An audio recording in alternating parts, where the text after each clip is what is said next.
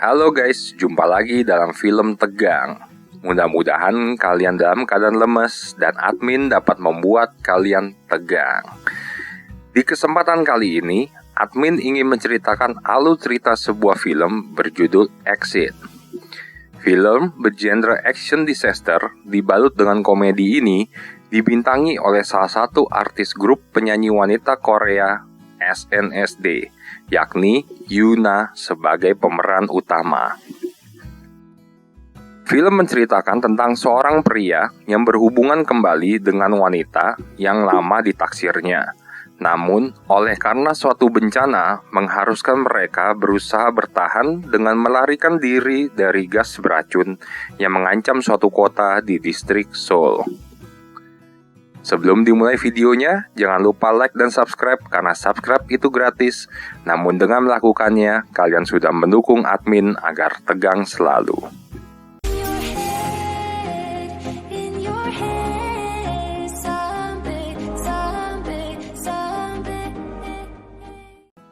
Film diawali dengan adegan seorang pemuda bernama Yongnam sedang berlatih di palang besi suatu lapangan dan menjadi gosip oleh anak-anak, yang mana salah satunya adalah keponakan Yongnam sendiri. Namun, keponakannya agak malu mengakui pamannya. Yongnam tidak memiliki pekerjaan dan terpaksa masih tinggal bersama orang tuanya untuk bertahan hidup. Yongnam terus diingatkan oleh kakak perempuannya untuk merapikan kamar dan mencari pekerjaan untuk membuat kesan baik saat perayaan ulang tahun ibu mereka yang akan datang. Kesel karena bawelannya, Yongnam mengusir keluar kakaknya. Yongnam ternyata punya hobi dan mengikuti komunitas panjat tebing. Namun pada saat latihan, dia selalu gagal mencapai puncak tertinggi. Hari ulang tahun ibunya Yongnam pun tiba. Yongnam bersama orang tuanya menuju restoran yang sudah direservasi. Sesampai di restoran, walaupun agak telat datang, Yongnam disambut oleh saudara-saudarinya dan juga saudara-saudari iparnya. Yang ternyata banyak dari mereka menyindir pekerjaan Yongnam yang masih pengangguran. Acara ulang tahun ke-70 ibunya Yongnam pun dimulai. Kue ulang tahun siap ditiup. Dan ternyata Yongnam mengenali salah satu wanita yang bekerja di sana bernama Yuijo. Ngobrol-ngobrol di tangga darurat, ternyata Yuijo adalah gadis yang dulu pernah ditaksir oleh Yongnam waktu kuliah. Namun, Yongnam waktu itu ditolak cintanya sampai nangis-nangis bombay. Dan untuk membuat Yuijo terkesan, Yongnam berbohong bahwa dia memiliki karir yang bagus sekarang dan sudah sukses. Acara ulang tahun pun dilanjutkan. Semua anak-anak dan mantu-mantu berkaraoke gembira bersama si ibu yang ulang tahun. Saat di tengah acara, Yuijo dipanggil manajernya yang ternyata naksir kepada dirinya. Hal itu dilihat oleh Yongnam dari jauh, dan dia patah hati untuk kedua kalinya. Padahal, Yuijo belum menerima ajakan kencan manajernya. Sementara itu, di sisi lain, seorang pelaku bunuh diri memarkir truk di dekat restoran dan melepaskan gas beracun yang dengan cepat menyebar ke sekitarnya, menyebabkan kekacauan massal di tengah kota.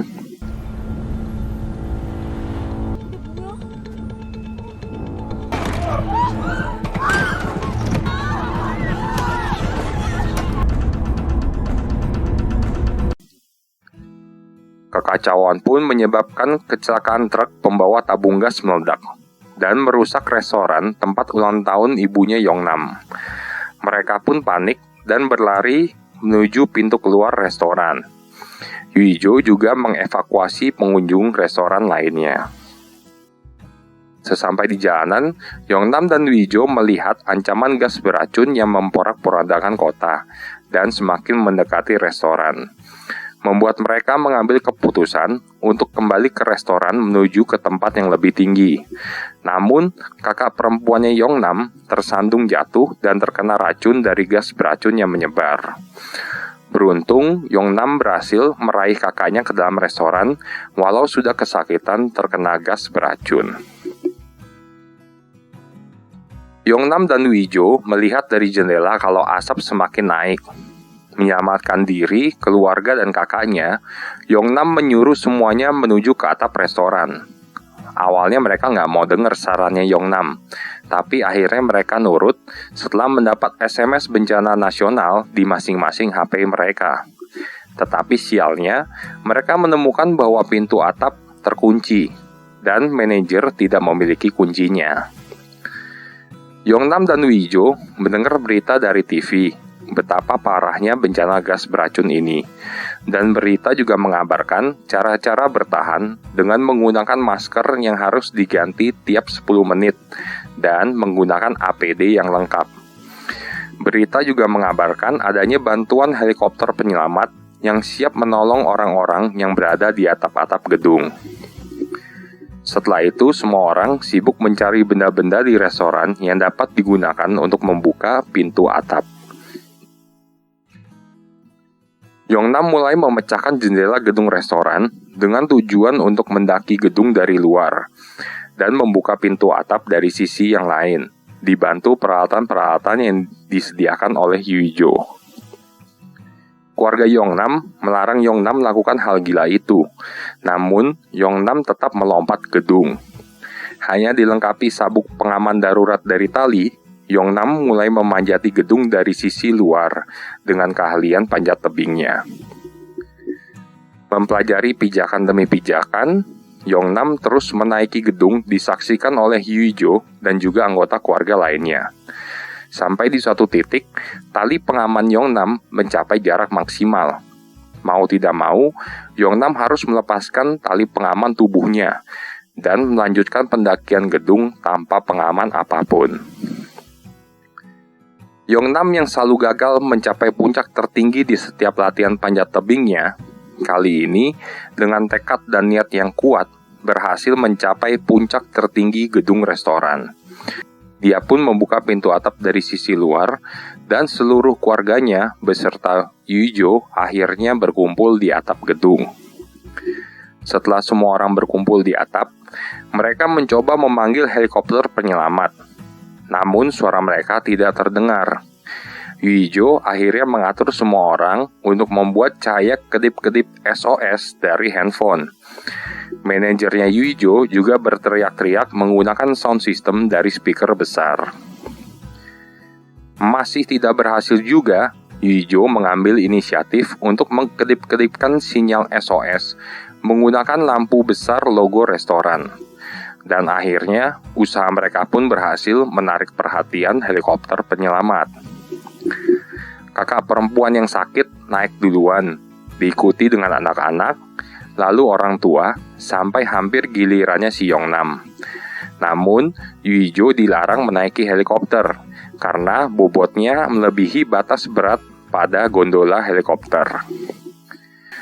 Yongnam akhirnya memutuskan untuk meninggalkan keluarganya, untuk tetap berada di atap gedung bersama Wijo dan menunggu pertolongan selanjutnya. Helikopter kembali untuk menyelamatkan Yongnam dan Wijo. Namun helikopter tiba-tiba mengalihkan rute menuju gedung lain yang ternyata lebih banyak orang membutuhkan pertolongan. Karena gas yang terus naik, Yongnam dan Wijo terpaksa mencari jalan keluar sendiri dengan peralatan-peralatan yang ada di restoran.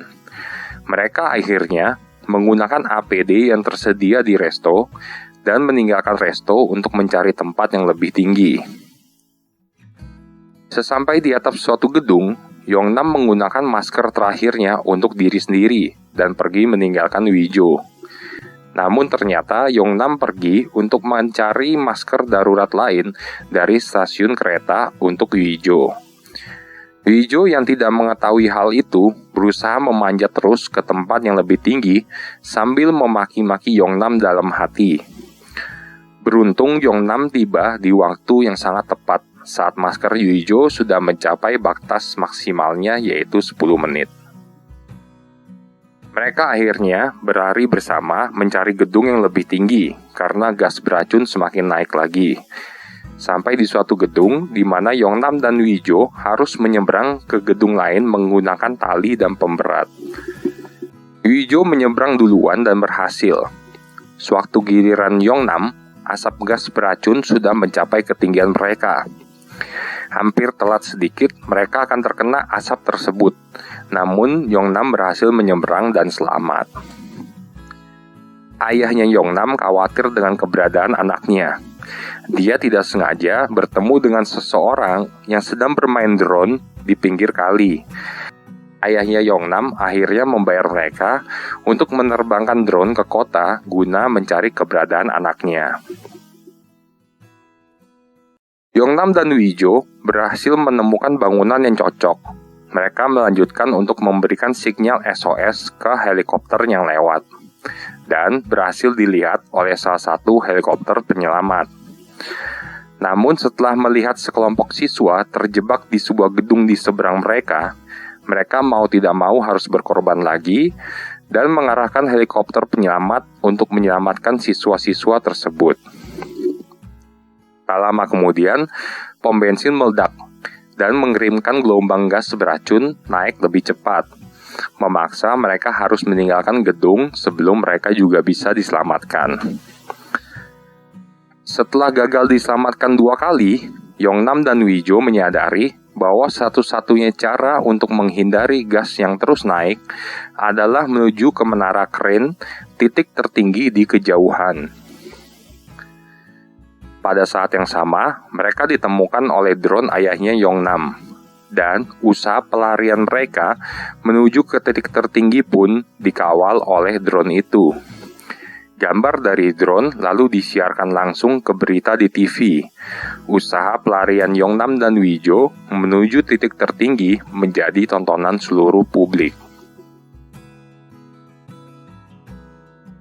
Yongnam dan Wijo terus berlari dan memanjat melintasi banyak bangunan demi bangunan.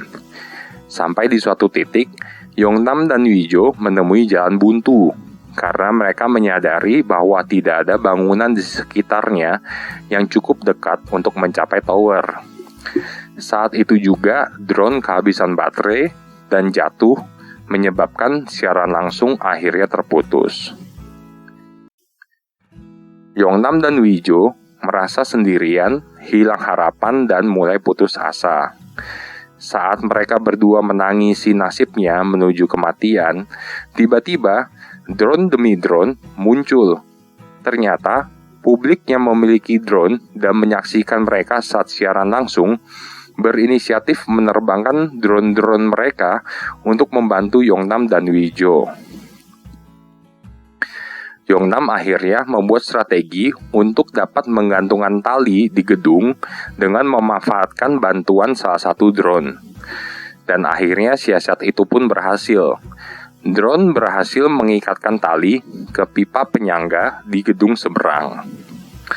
Yongnam dan Wijo kemudian mencoba untuk berayun, tetapi berat gabungan mereka terbukti terlalu berat untuk drone dan pipa penyangga.